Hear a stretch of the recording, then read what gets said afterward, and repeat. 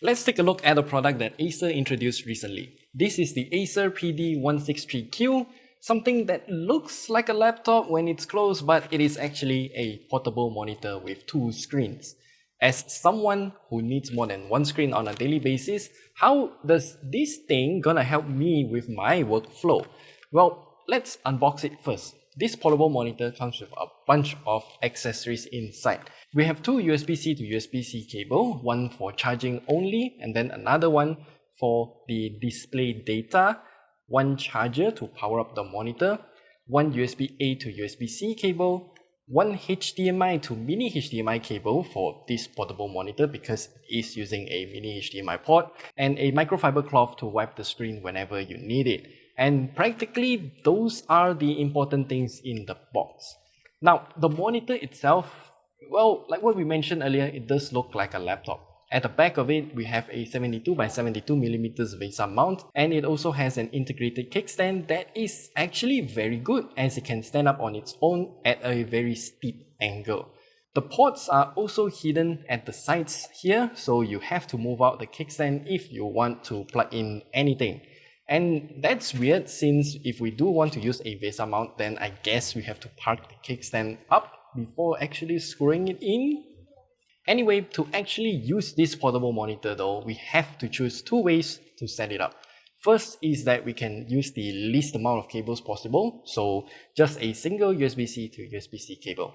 However, this method is a little strict in terms of its requirements. While I can't confirm it, it seems like this portable monitor will need the host device to support Thunderbolt 3 or 4 to have it to work this way. Oh, we also need to install a special driver, by the way. Once we connected our PC to this monitor here, a drive will appear and it's just two drivers inside. Two drivers because it is available in both macOS and also Windows as well. We will have to install those drivers before we can have this monitor to work. If we use the second method to set up this portable monitor, then we will have to use a power cable or maybe a USB-C cable connected to your laptop and then another HDMI cable. In this case, we'll have to use the HDMI cable to mini HDMI cable that is provided in the box. This way requires a lot more cables. If you're gonna use it with HDMI though, you don't actually need to install the driver at all. Once we got it working, we can see two screens in its full glory, like what we have right here. Both screens are at 15.6 inches in size and has 1920 by 1080 pixel in resolution and also at 60 Hz refresh rate. The color accuracy is decent on both of these screens, but they do fluctuate quite drastically. Still, the sRGB color gamut coverage and the maximum brightness are consistent between the two monitors. For a portable monitor, this is actually quite good. Most portable monitors that we've tested achieved less than this. Fun fact, we can actually control two monitors' brightness levels independently, even though the OSD menu only has one brightness slider. You can use something called Twinkle Tray on Windows to control them, or if you're using a Mac, then download something called Monitor Control and then you can control both monitors' brightness independently. Speaking of that, the OSD menu here is pretty basic. I suggest leaving it in its default mode and only changing the brightness because honestly speaking, that's all that I need. And because these buttons are hidden behind the kickstand as well, I just got too lazy, and that is why I recommend you using those software to control the brightness levels. Also, this portable monitor does have a 2x2 watt speaker, but I personally will never use them because they just sound not good.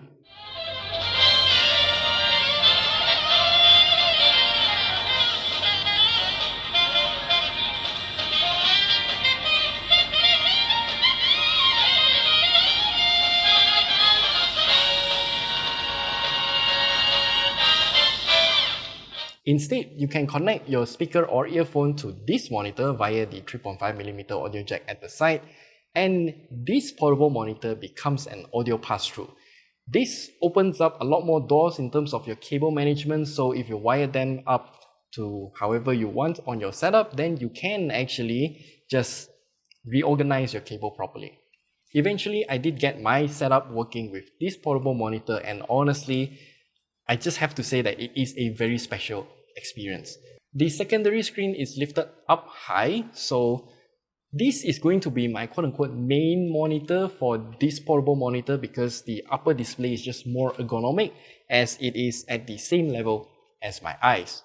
You might ask me why I'm filming in the dark, but yeah, there's a power outage, so this is what I'm doing right now.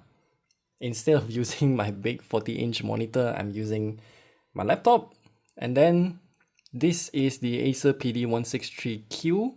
Top monitor is my reference material, and the bottom here is all of the stuff that I need to drag into my project while I'm doing editing. So this is how I use it in my own setup. Just imagine that this is the super big monitor behind me. Yeah. If you want to use this portable monitor for gaming though, it kind of depends on how much you can tolerate the motion blur. As you can see, this portable monitor does have a pretty high gray-to-gray response time, so it's not going to be a great gaming experience, but it can supplement you with information. And if you're playing games that require a guide, so just put the guide at the bottom and your game at the top. That would be great. As a quick mention, closing this portable monitor doesn't actually turn off the monitors, so don't bother closing it unless you're worried about dust. So should you buy the Acer PD163Q portable monitor? Well, it kind of depends on you. I do think that with the cables supplied by Acer, you can pretty much create a permanent place for the portable monitor just to sit on your desk, and then get another maybe Thunderbolt 3 or 4 cable to carry around with you if you want to bring this monitor out with you. Of course, that's only possible if your laptop or desktop has Thunderbolt 3 or 4 support. Again, I can't really confirm if that's what it actually needs because it's pretty iffy if it actually works or not, because I've tested on multiple different laptops and some of it works, some of it don't.